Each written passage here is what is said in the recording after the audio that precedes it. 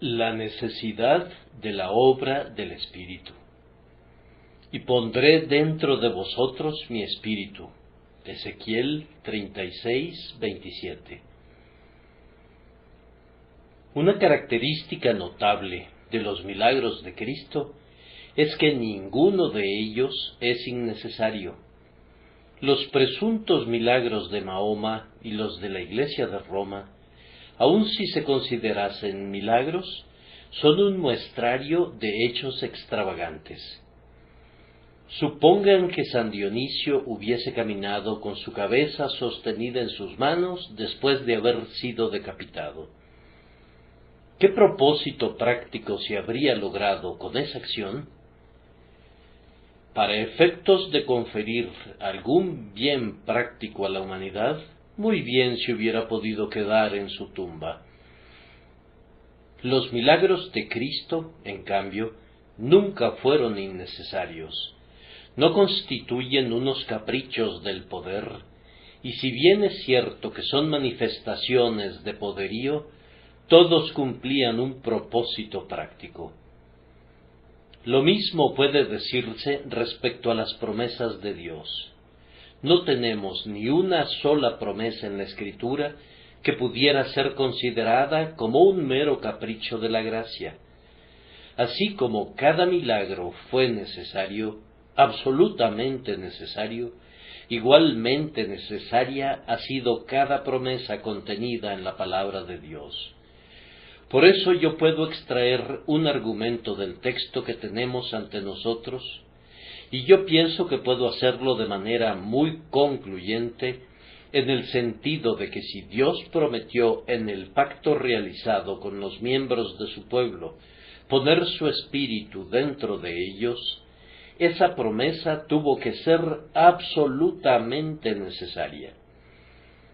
También tiene que ser absolutamente necesario para nuestra salvación que cada uno de nosotros reciba el Espíritu de Dios. Este será el tema del sermón de esta mañana. Yo espero que resulte muy interesante para quienes anhelan con ansia conocer el camino de la salvación.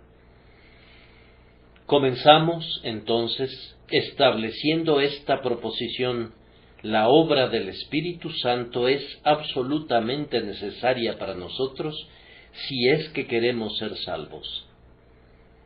En el proceso de demostrar esto, antes que nada quisiera comentar que esta proposición es muy evidente cuando recordamos lo que el hombre es por naturaleza. Algunos dicen que el hombre puede alcanzar la salvación por sí solo. Dicen que si oye la palabra, está en su poder recibirla, creerla y hacer que se opere en él un cambio salvador. A esto replicamos que ustedes desconocen lo que el hombre es por naturaleza, pues de otra manera nunca aventurarían una aseveración semejante. La Escritura nos informa que el hombre está muerto en delitos y pecados por naturaleza. No dice que está enfermo, que está desfallecido, que se ha encallecido y endurecido y que su conciencia está cauterizada, sino que afirma que está categóricamente muerto. Cualquiera que sea el significado de la palabra muerte con relación al cuerpo, tiene ese mismo significado con respecto al alma del hombre desde la perspectiva de su relación con las cosas espirituales. Cuando el cuerpo está muerto, carece de todo poder y es incapaz de hacer algo por sí mismo.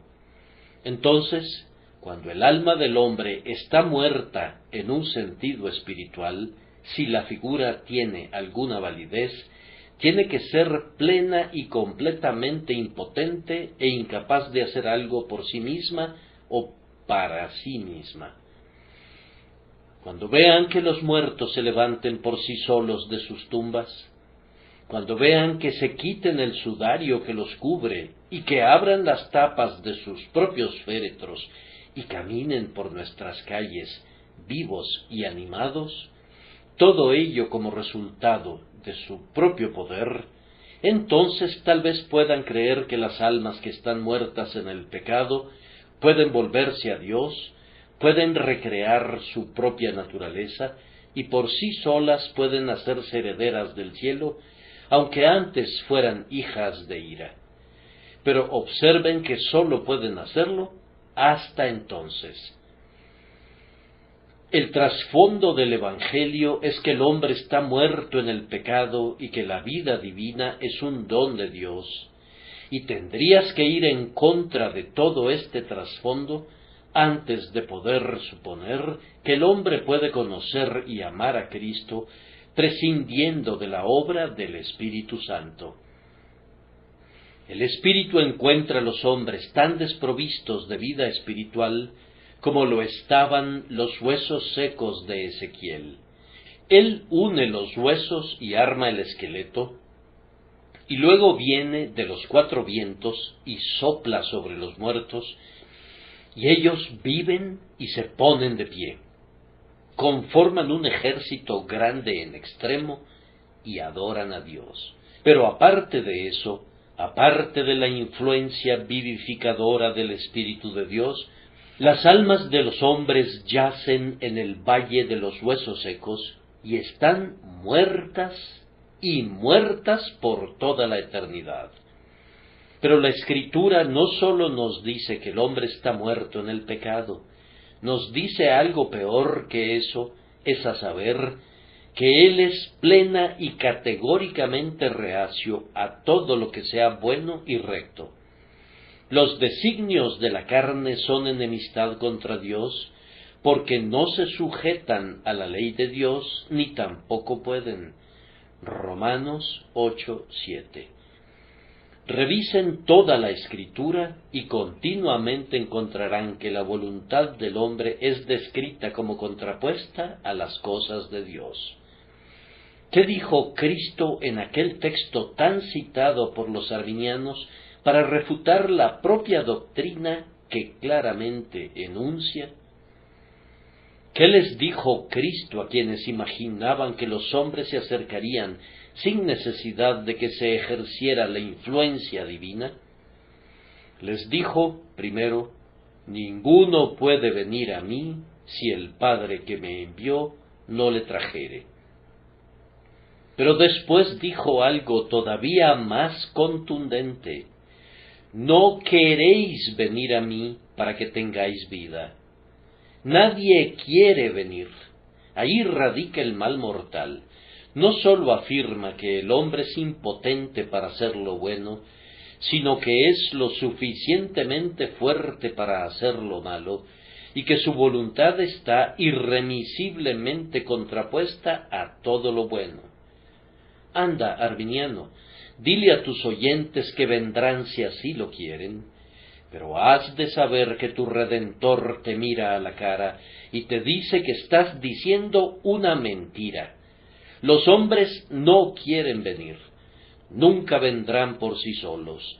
No puedes inducirlos a venir, tampoco puedes forzarlos a venir con todos tus truenos, ni puedes seducirlos a venir con todas tus invitaciones. Ellos no quieren venir a Cristo para que tengan vida. Si el Espíritu no los atrae, no quieren venir, ni pueden venir.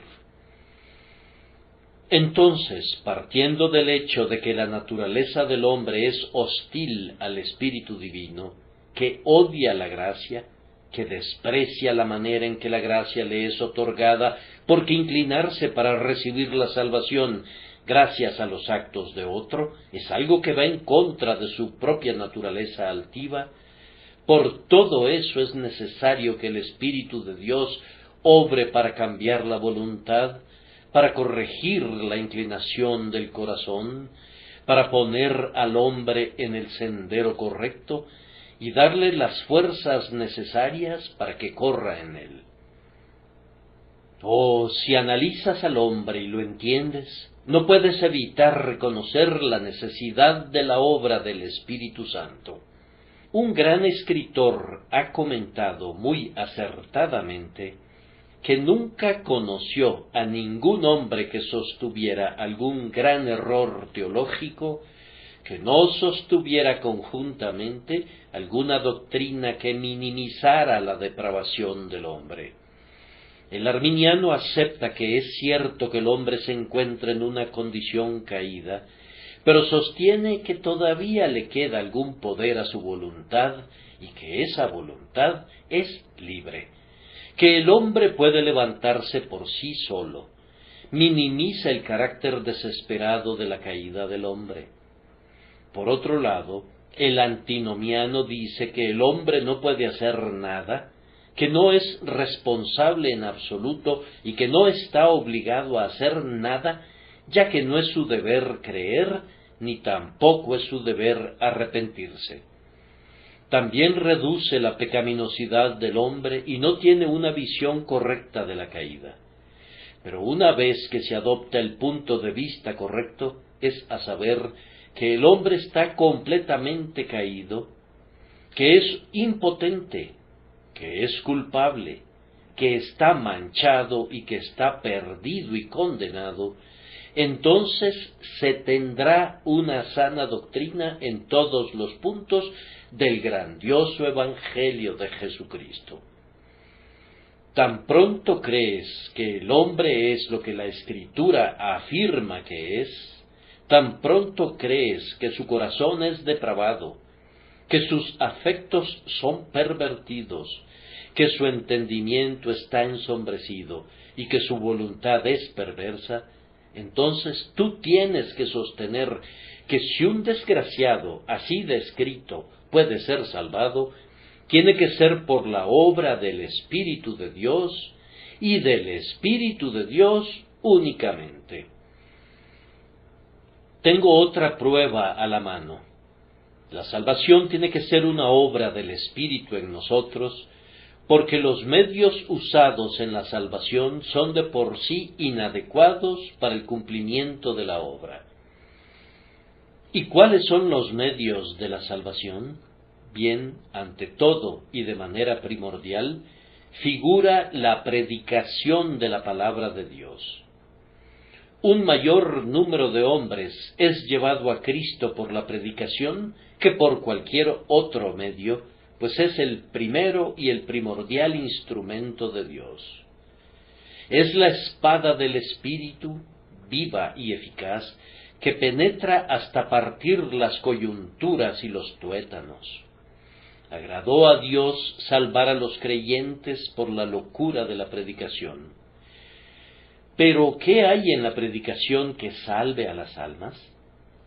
Podría dar la impresión de ser el instrumento de la salvación de las almas. Yo podría señalarles diversas iglesias y capillas a las que ustedes pudieran entrar y decir: aquí hay un ministro en verdad instruido, un hombre que enseña e ilumina el intelecto. Ustedes se sientan y dicen: bien, si Dios tiene la intención de realizar una gran obra, Él va a usar a un hombre instruido como este. Pero, ¿conocen ustedes a algunos hombres instruidos que hayan llegado a ser instrumentos para llevar a las almas a Cristo en alguna gran medida? Hagan un recorrido por sus iglesias, si quieren, y mírenlas, y luego respondan esa pregunta. ¿Conocen a algunos grandes hombres, varones grandes en conocimiento y en sabiduría, que se hayan convertido en padres espirituales en nuestro Israel? No es un hecho que salta a la vista que nuestros predicadores de moda, que nuestros elocuentes predicadores, que nuestros instruidos predicadores son justamente los varones más inútiles de la creación para ganar almas para Cristo? ¿Y dónde es que nacen las almas para Dios? Pues bien, nacen en la casa contra la cual la mofa y la burla y el escarnio del mundo apuntan sus baterías.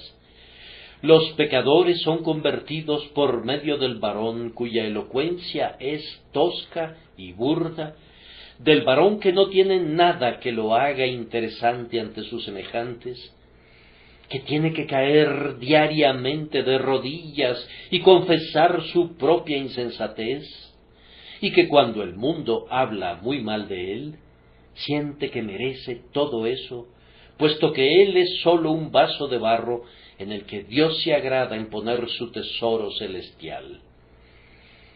Me atreveré a decir que en cada etapa de la historia del mundo, el ministerio más despreciado ha sido el más útil, y yo podría mostrarles, en este día, a unos pobres predicadores metodistas primitivos que a duras penas pueden hablar un correcto inglés, que han sido padres de más almas y que han llevado a Cristo a más personas que cualquier obispo en funciones. Vamos, al Señor le ha complacido siempre revestir de poder al débil y al insensato, pero no cubre de poder a quienes, si se obrase algún bien, podrían atribuir la excelencia del poder a su aprendizaje, a su elocuencia o a su posición. Así como era el deber del apóstol Pablo, así también es el deber de cada ministro gloriarse en sus debilidades. El mundo dice: «Bah, tu oratoria es inaceptable, es áspera, ruda y excéntrica». Sí, lo es, pero nos complace, puesto que Dios la bendice. Entonces es mucho mejor que contenga debilidades, pues así se verá claramente que no es del hombre ni por el hombre, sino que es la obra de Dios y únicamente de Dios. Érase una vez, nos cuentan, un hombre sumamente curioso que deseaba ver la espada con la que un héroe notable había peleado algunas memorables batallas. Echando una mirada a la hoja, le dijo: «Bien, yo no veo gran cosa en esta espada». «No», dijo el héroe, «pero no has examinado el brazo que la blande». Y así también, cuando los hombres asisten para oír algún ministro exitoso, son propensos a decir: «Yo no veo nada en él». No, pero no han examinado el brazo eterno que recoge la cosecha con esta espada del Espíritu. Si hubiesen visto la quijada del asno en la mano de Sansón, habrían dicho: «¿Cómo? ¿Montones sobre montones con esto?». No, desenvaina alguna hoja pulida, saca el acero de Damasco. No, pero Dios quiere recibir toda la gloria y, por tanto, no es con el acero pulido, sino con la quijada de Sansón que se ha de obtener la victoria. Lo mismo sucede con los ministros. Dios ha bendecido a los más débiles para hacer el mayor bien. Bien, entonces, ¿no se deduce de esto que tiene que ser la obra del Espíritu? Porque si no hay nada en el instrumento que pueda conducir a hacerla, ¿no es acaso la obra del Espíritu la que hace que se cumpla la obra? Déjenme simplemente mencionar esta lista. Bajo el ministerio de la predicación, las almas muertas son revividas, los pecadores son conducidos al arrepentimiento, los más viles pecadores son convertidos en santos, y algunos hombres que venían resueltos a no creer, se vieron forzados a creer. Ahora bien, ¿quién realiza todo eso?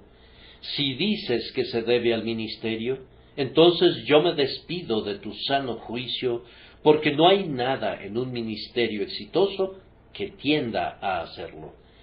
Tiene que ser el Espíritu que obra en el hombre a través del ministerio, pues de lo contrario, tales obras no serían realizadas nunca. Si no fuera por la agencia del Espíritu, sería tan vano esperar salvar a las almas por medio de la predicación, como esperar levantar a los muertos susurrándoles cosas al oído. Ustedes saben que Melanchthon se dedicó a predicar sin el Espíritu del Señor, y él creía que podía convertir a toda la gente, pero finalmente descubrió que el viejo Adán era demasiado fuerte para el joven Melanchthon, y tuvo que hacer un alto y solicitar la ayuda del Espíritu Santo, pues de la manera que lo hacía, nunca vería a un alma convertida. Yo digo que ya que no hay nada en el ministerio de por sí, el hecho de que sea bendecido demuestra que la salvación tiene que ser una obra de un poder superior. Sin embargo, otros instrumentos son también utilizados para bendecir a las almas de los hombres. Por ejemplo, están las dos ordenanzas del bautismo y de la cena del Señor.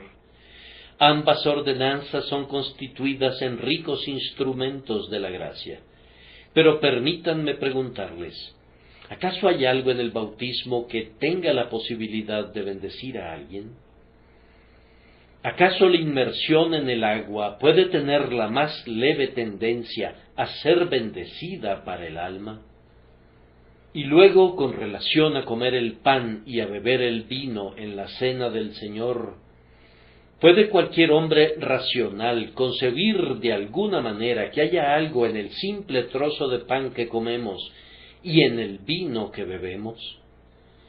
Y, sin embargo, sin duda la gracia de Dios acompaña eficazmente a ambas ordenanzas para la confirmación de la fe de quienes las reciben y aún para la conversión de quienes asisten a la ceremonia.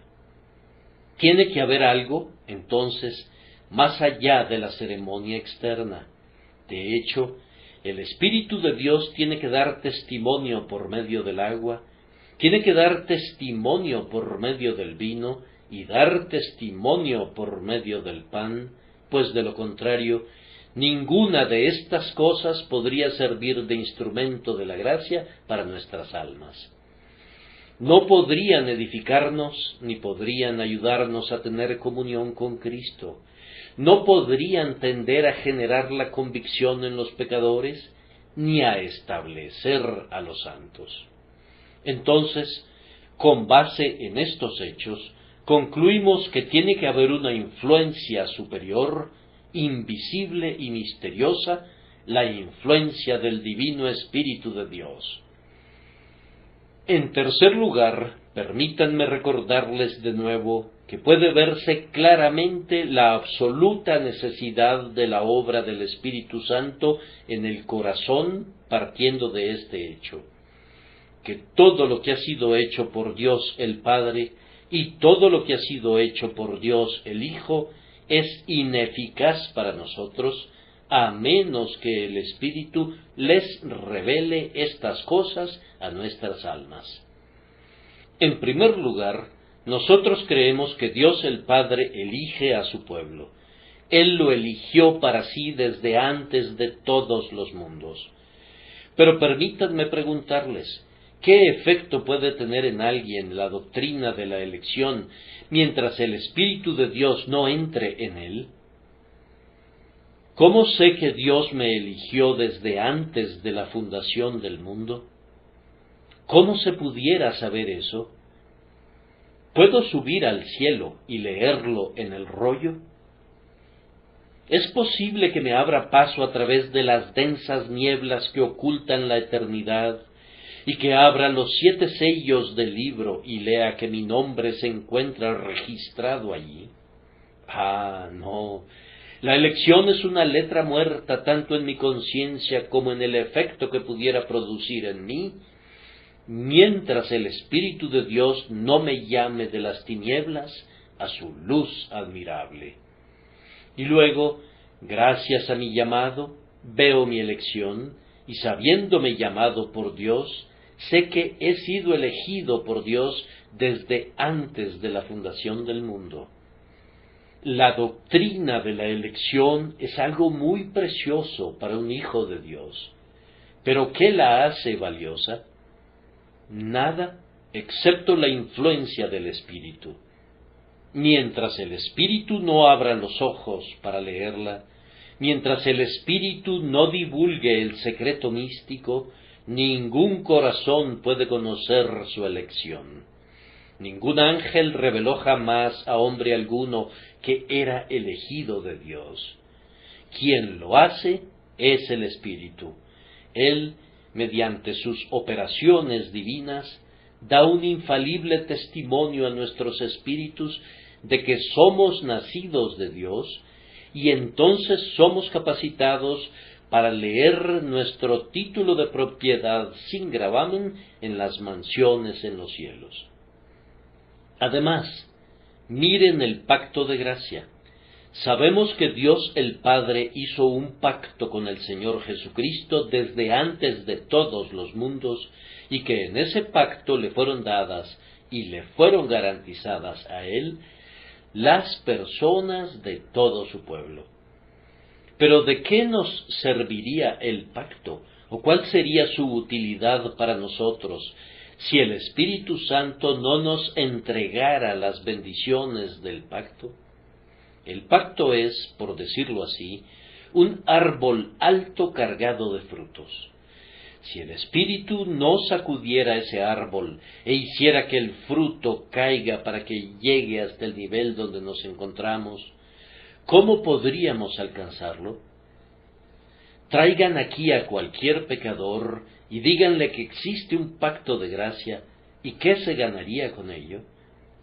Dice, yo no podría ser incluido en él, mi nombre no puede ser registrado allí, no puedo ser elegido en Cristo, pero basta que el Espíritu de Dios more en su corazón ricamente por medio de la fe y del amor que es en Cristo Jesús, y ese hombre ve el pacto ordenado en todas las cosas y que será cumplido, y clama con David, es toda mi salvación y mi deseo.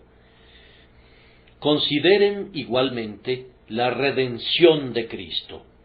Sabemos que Cristo estuvo en la condición, en la posición y en sustitución de todo su pueblo, y que todos aquellos que entrarán en el cielo comparecerán allá por un acto de justicia, así como de gracia, en vista de que Cristo fue castigado en su lugar y en su posición, y que habría sido injusto que Dios los castigara, en vista que Dios ya había castigado a Cristo en vez de ellos. Creemos que ya que Cristo pagó todas sus deudas, ellos tienen el derecho a su libertad en Cristo, que como Cristo los ha recubierto con su justicia, tienen tanto derecho a la vida eterna, como si ellos mismos hubieran sido perfectamente santos. Pero, ¿de qué me sirve eso mientras el Espíritu no tome de las cosas de Cristo y me las muestre? ¿Qué es la sangre de Cristo para cualquiera de ustedes mientras no hubiere recibido el Espíritu de gracia? Ustedes han oído predicar al ministro acerca de la sangre de Cristo 1000 veces, pero han seguido de largo. No significó nada para ustedes que Cristo muriera. Ustedes saben que Él expió por unos pecados que no eran suyos, pero sólo lo consideraron como un cuento y tal vez hasta como un cuento ocioso. Pero cuando el Espíritu de Dios los condujo a la cruz y les abrió los ojos y los habilitó para ver a Cristo crucificado, entonces la sangre tuvo ciertamente un significado. Cuando su mano sumergió el hisopo en la sangre, y cuando aplicó esa sangre al espíritu de ustedes, entonces hubo un gozo y una paz en la fe que no conocieron nunca antes. Pero, mi querido oyente, que Cristo haya muerto no significa nada para ti, a menos que tengas un espíritu viviente en tu interior. Cristo no te proporciona ningún beneficio salvador, personal y duradero, a menos que el Espíritu de Dios te hubiere bautizado en la fuente repleta con su sangre y te hubiere limpiado en ella de la cabeza a los pies. Dentro de las múltiples bendiciones del pacto, solo menciono unas cuantas, simplemente para mostrarles que ninguna de ellas es de alguna utilidad, a menos que el Espíritu Santo nos las proporcione. Las bendiciones cuelgan de un clavo, del clavo Cristo Jesús. pero nosotros somos de baja estatura y no podemos alcanzarlas. El Espíritu de Dios las pone abajo y nos las entrega, y helas allí. Son nuestras. Es como el maná en los cielos, que está lejos del alcance de los mortales. Pero el Espíritu de Dios abre las ventanas del cielo, hace descender el pan, lo coloca en nuestros labios y nos capacita para comerlo. La sangre y la justicia de Cristo son como un vino almacenado en una tinaja que está fuera de nuestro alcance. El Espíritu Santo sumerge nuestro vaso en este precioso vino y entonces bebemos. Pero sin el Espíritu habremos de morir y de perecer de todas maneras, aunque el Padre elija y el Hijo redima, pues sería como si el Padre no nos hubiera elegido nunca, y como si el Hijo no nos hubiera comprado nunca con su sangre. El Espíritu es absolutamente necesario. Sin él, ni las obras del Padre ni las del Hijo son de alguna utilidad para nosotros. Esto nos conduce a otro punto. La experiencia del verdadero cristiano es una realidad, pero nunca puede ser conocida ni sentida sin el Espíritu de Dios. Pues, ¿qué es la experiencia del cristiano? Permítanme darles solo un breve resumen de algunas de sus escenas. Una persona vino a este salón esta mañana. Se trata de uno de los hombres de mayor reputación en Londres. Nunca se ha entregado a ningún tipo de vicio externo. No ha sido nunca deshonesto. Es conocido más bien como un comerciante recto y leal. Ahora, para su sorpresa, se le informa que es un pecador perdido y condenado, y tan perdido en verdad como el ladrón que murió en la cruz por sus crímenes. ¿Ustedes opinan que ese hombre lo creería? Con todo, supongan que lo creyera simplemente porque lo leyó en la Biblia. ¿Piensan que ese hombre será llevado a sentirlo? Yo sé que ustedes dicen, imposible. Algunos de ustedes, incluso ahora, tal vez se estén diciendo, bien, yo nunca lo creería. ¿Pueden imaginar a ese honorable y recto comerciante musitando, Dios, sé propicio a mí, pecador, estando junto a la ramera y al blasfemo y sintiendo en su propio corazón como si hubiese sido tan culpable como ellos, y usando precisamente la misma oración, dice, Señor, sálvame, que perezco? Ustedes no pueden concebirlo, ¿no es cierto? Va en contra de la naturaleza que un hombre que ha sido tan bueno como él se rebaje al nivel del peor pecador. Pero eso tendrá que hacerse antes de poder ser salvo. Tiene que sentir eso antes de poder entrar al cielo. Ahora, yo pregunto, ¿quién puede reducirlo a una experiencia tan arrasadora como esa, sino el Espíritu de Dios?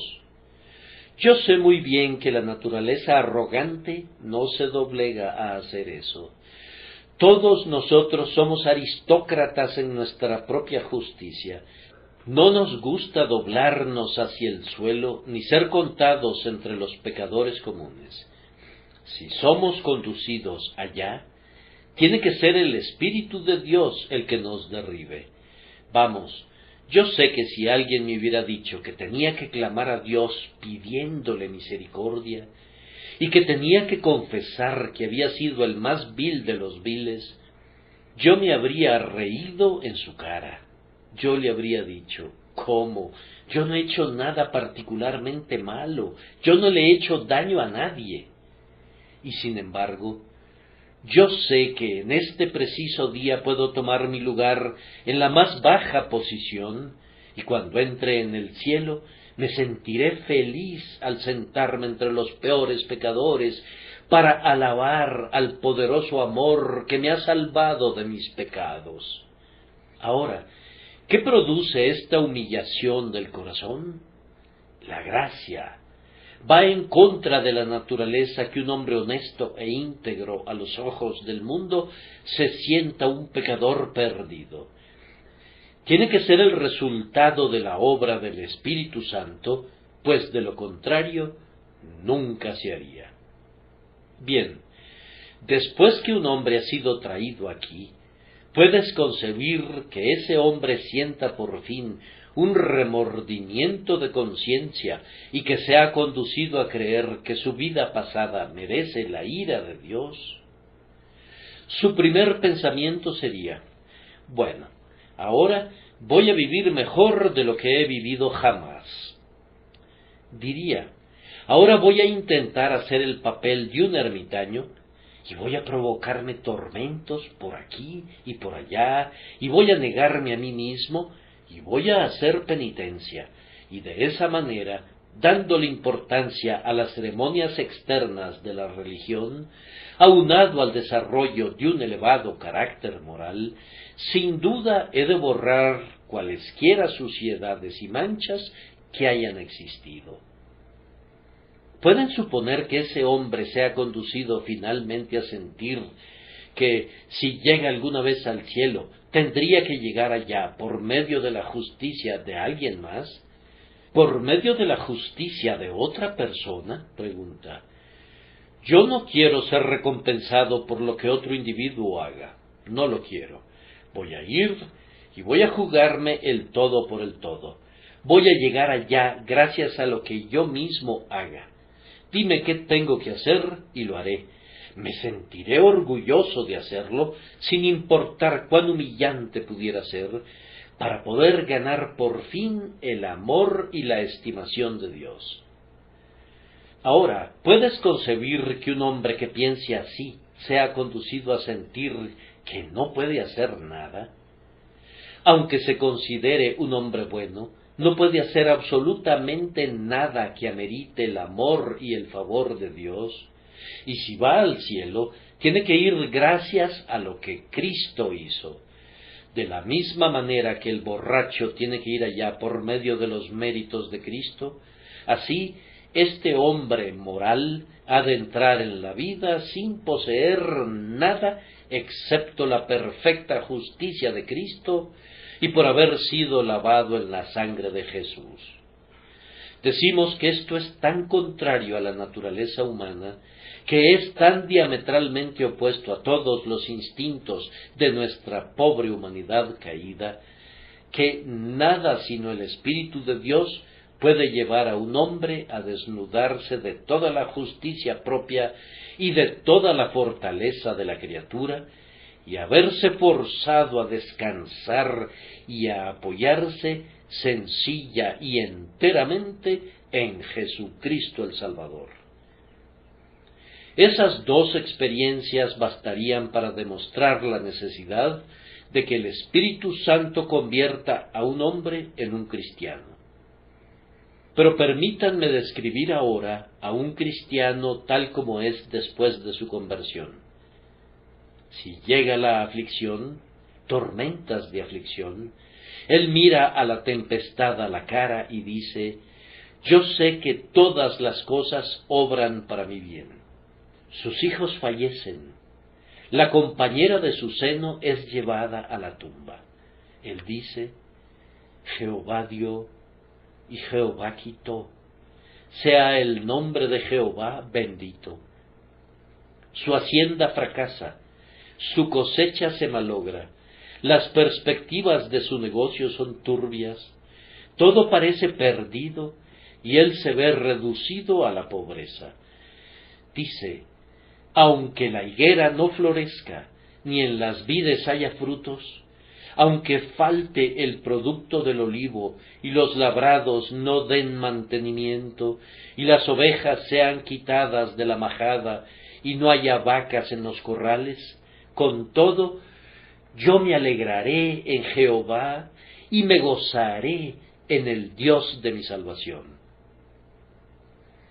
A continuación lo ves acostado en su lecho de enfermedad y sumido allí, dice: Bueno me es haber sido humillado, pues antes que fuera humillado, descarriado andaba, mas ahora guardo tu palabra. Por fin lo ves acercándose al oscuro valle de la sombra de muerte, y lo oyes exclamar, sí, aunque ande en valle de sombra de muerte, no temeré mal alguno, porque tú estarás conmigo, tu vara y tu cayado me infundirán aliento. Ahora yo les pregunto, ¿qué es lo que hace que este hombre esté tan tranquilo en medio de todas estas diversas aflicciones y tribulaciones personales, sino el Espíritu de Dios? ¿O ustedes que dudan de la influencia del Espíritu, hagan algo similar sin él? Vayan y mueran como mueren los cristianos, y vivan como viven ellos, y si pueden mostrar la misma resignación tranquila, el mismo gozo apacible y la misma firme creencia en que las cosas adversas obrarán para bien a pesar de todo, entonces pudiéramos estar en libertad de renunciar al punto, pero no hasta entonces. La noble y sublime experiencia de un cristiano en tiempos de tribulación y de sufrimiento demuestra que tiene que existir una obra del Espíritu de Dios. Pero miren también al cristiano en sus momentos de dicha. Él es un hombre rico. Dios le ha dado todo el deseo de su corazón en la tierra. Míralo. Dice, yo no valoro estas cosas en absoluto, excepto en la medida que son un don de Dios. Yo permanezco sin apegarme a ellas, y a pesar de esta casa y de este hogar, y de todos estos consuelos, tengo el deseo de partir y estar con Cristo, lo cual es muchísimo mejor. Es cierto, yo no necesito nada en la tierra, pero todavía siento que morir sería ganancia para mí, aunque tenga que dejar todo esto. No se aferra a la tierra, no la hace con una mano firme, sino que la considera como polvo, como una cosa que ha de pasar. Se solaza muy poco en ella, diciendo, no tengo ninguna ciudad permanente aquí, busco una ciudad que no está a la vista. Observa a ese hombre, tiene suficiente espacio para los placeres de este mundo, pero bebe de una cisterna más elevada. Su placer proviene de cosas invisibles. Sus momentos más felices son cuando deja fuera todas esas cosas buenas y viene a Dios como un pobre pecador culpable y a través de Cristo entra en comunión con Él y se remonta a una intimidad de acceso y confianza y se acerca valerosamente al trono de la gracia celestial. Ahora, ¿qué es lo que motiva a un hombre que dispone de todas esas misericordias a no poner su corazón en las cosas de la tierra? Es algo maravilloso, ciertamente, que un hombre que posee oro y plata y rebaños y manadas no convierta a todo eso en su Dios, sino que diga, no hay nada en torno a esta espaciosa tierra que satisfaga mi gran deseo. Mis más nobles pensamientos aspiran a un gozo ilimitado y a una dicha sólida. Estas cosas no constituyen mi tesoro. Mi tesoro está en el cielo y únicamente en el cielo. ¿Qué motiva esto? No se debe a una mera virtud moral. Ninguna doctrina de los estoicos condujo jamás a una condición semejante. No, lo que conduce a un hombre a vivir en el cielo, teniendo una tentación para vivir en la tierra, tiene que ser la obra del Espíritu y únicamente la obra del Espíritu. No me sorprende que un hombre pobre anhele el cielo, pues no tiene nada que mirar en la tierra. No me sorprende que la alondra vuele a lo alto cuando hay una espina en el nido, pues no hay ningún descanso para ella abajo. Cuando ustedes son golpeados y carcomidos por la tribulación, no ha de sorprender que digan, Jerusalén, mi hogar feliz, nombre por siempre amado para mí, cuándo tendrán un fin mis trabajos, en gozo y paz y en ti. Pero el mayor portento es que aunque recubras el nido de la manera más suave posible, aunque le proporciones todas las misericordias de esta vida, no puedes impedir que diga: a Jesús, la corona de mi esperanza, mi alma se apresura a partir. Oh querubines, llévenme a lo alto y transpórtenme a su trono. Y ahora, por último, los actos aceptables de la vida del cristiano no pueden realizarse sin el Espíritu. Y de esto se comprueba otra vez la necesidad del Espíritu de Dios. El primer acto de la vida del cristiano es el arrepentimiento. ¿Han intentado alguna vez arrepentirse? Si lo han hecho, si lo intentaron sin el Espíritu de Dios, saben entonces que exhortar a un hombre a que se arrepienta sin la ayuda del Espíritu es exhortarlo a realizar algo imposible. Sería más fácil que una piedra llorara y que un desierto floreciera, que un pecador se arrepienta por su propia voluntad. Si Dios le ofreciera el cielo a alguien simplemente sobre la base del arrepentimiento del pecado, el cielo sería tan imposible de alcanzar como es imposible alcanzarlo mediante las buenas obras, pues arrepentirse es tan imposible para el hombre como imposible le es guardar la ley de Dios, pues el arrepentimiento está en la propia raíz de la obediencia perfecta a la ley de Dios. Me parece a mí que en el arrepentimiento está la ley completa, solidificada y condensada.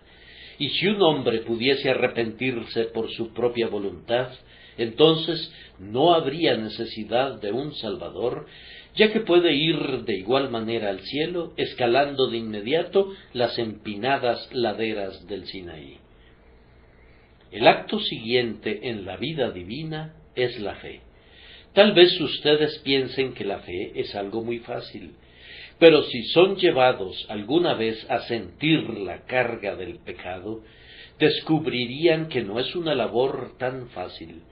Si son conducidos alguna vez al cieno profundo, donde no hay ningún apoyadero, no es tan fácil poner sus pies sobre una roca cuando no se puede ver la roca. Yo encuentro que la fe es la cosa más fácil del mundo cuando no hay necesidad de creer en nada. Pero cuando tengo la oportunidad de ejercitar mi fe, entonces descubro que no tengo tanta fuerza para aplicarla. Hablando con un campesino un día, él usaba esta figura. En medio del invierno, pienso algunas veces que podría deshiervar muy bien el campo. Y al inicio de la primavera pienso: oh, cómo quisiera cosechar, me siento listo para hacerlo. Pero cuando llega el tiempo de deshiervar y cuando llega el tiempo de cosechar, descubro que me faltan las fuerzas. Entonces, cuando no tienen aflicciones, ¿acaso no podrían cegarlas de inmediato? Cuando no tienen que realizar ninguna tarea, ¿acaso no podrían hacerla fácilmente? Pero cuando el trabajo y los problemas se presentan, entonces descubren cuán difícil es enfrentarlos. Muchos cristianos son como el siervo que hablaba consigo mismo y se decía: ¿por qué habría yo de huir de los perros? Poseo un par de notables cuernos y tengo también excelentes y veloces patas. Yo podría causarles algún daño a esos galgos. ¿Por qué mejor no me detengo para mostrarles lo que puedo hacer con mi cornamenta? Puedo mantener alejados a los perros que sean. Pero tan pronto ladraron los perros, el siervo salió huyendo. Lo mismo sucede con nosotros. Tan pronto como aceche el pecado, decimos nosotros, lo vamos a destrozar y lo vamos a destruir. Tan pronto como sobrevenga alguna aflicción, la superaremos. Pero cuando llegan el pecado y la aflicción, entonces descubrimos nuestra debilidad, entonces tenemos que clamar pidiendo la ayuda del Espíritu, y por medio de Él podemos hacer todas las cosas, y sin Él no podemos hacer absolutamente nada. En todos los actos de la vida cristiana, ya sea el acto de consagrarse a Cristo, o ya sea el acto de la oración cotidiana, sea el acto de la sumisión constante, o sea el de predicar el Evangelio, sea el de ministrar para las necesidades de los pobres, o el de consolar a los desconsolados, en todas esas cosas, el cristiano descubre su debilidad y su impotencia, a menos que esté revestido con el Espíritu de Dios. Vamos, yo he ido a veces a visitar a los enfermos pensando cuánto me gustaría consolarlos, pero terminaba sin poder decir ni una sola palabra que valiera la pena de oírse o de decirse, y mi alma agonizaba procurando ser un instrumento de consuelo para el pobre hermano enfermo y desconsolado, pero yo no podía hacer nada, y salía del aposento y casi deseaba no haber visitado nunca a una persona enferma en mi vida. Así aprendí mi propia locura. Lo mismo sucede con mucha frecuencia con la predicación. Preparas un sermón, lo estudias y vienes para predicarlo, pero generas el mayor revoltijo que se pudiera generar. Entonces dices, ojalá no hubiera predicado nunca. Pero todo esto es para mostrarnos que ni consolando ni predicando se podría hacer lo correcto, a menos que el Espíritu obre en nosotros así el querer como el hacer, por su buena voluntad. Además, todo lo que hacemos sin el Espíritu es inaceptable para Dios, y todo lo que hacemos bajo su influencia, por mucho que lo despreciemos, no es despreciable para Dios, pues Él nunca desprecia su propia obra, y el Espíritu no puede mirar lo que hace en nosotros de ninguna otra manera que con complacencia y deleite. Si el Espíritu me ayuda a gemir, entonces Dios tiene que aceptar al que gime. Si tú pudieras elevar la mejor oración en el mundo sin el Espíritu, Dios no querría tener que ver nada con ella. Pero aunque la oración sea entrecortada y sea coja y tullida, si el Espíritu la elaboró, Dios la mirará e igual que lo hizo respecto a las obras de la creación, dirá, es buena en gran manera, y la aceptará. Y ahora permítanme concluir haciendo esta pregunta. Querido oyente, ¿tienes entonces contigo al Espíritu de Dios? Yo me atrevería a decir que la mayoría de ustedes tiene alguna religión. Bien, ¿de qué tipo es? ¿Es un artículo casero? ¿Lo que eres te lo debes a ti? Entonces, si es así, eres un hombre perdido hasta este momento. Querido oyente, si no has ido más lejos de lo que has caminado por ti mismo, todavía no vas en camino al cielo, antes bien te has encaminado en la ruta equivocada. Pero si has recibido algo que ni la carne ni la sangre pudieran revelarte, si has sido conducido a hacer todo aquello que una vez odiaste, y a amar todo aquello que una vez despreciaste, y a despreciar aquello en lo que una vez se posaron tu corazón y tu orgullo, entonces, alma, si esa es la obra del Espíritu, regocíjate, pues donde Él ha comenzado la buena obra, la concluirá. Y tú puedes saber si es la obra del Espíritu por esto. Has sido conducido a Cristo y has sido apartado de tu yo. Has sido apartado de todos los sentimientos, de todos los actos, de todas las voluntades, de todas las oraciones que constituían la base de tu confianza y de tu esperanza, y has sido llevado a confiar desnudamente en la obra consumada de Cristo? Si es así, esto es algo más de lo que la naturaleza humana enseñó jamás a alguien. Esa es una altura a la que nunca ascendió la naturaleza humana. El Espíritu de Dios ha hecho eso, y Él nunca abandonará lo que comenzó una vez. Irás de poder en poder, y tú estarás en medio de la multitud lavada con sangre, por fin completo en Cristo y acepto en el Bienamado. Pero si no tienes el Espíritu de Cristo, no eres para nada suyo. Que el Espíritu te conduzca a tu aposento para llorar ahora, para arrepentirte ahora, para mirar a Cristo ahora, y que tengas una vida divina implantada ahora que ni el tiempo ni la eternidad serán capaces de destruir. Que Dios oiga esta oración y haga que nos retiremos con una bendición por Jesús nuestro Señor. Amén.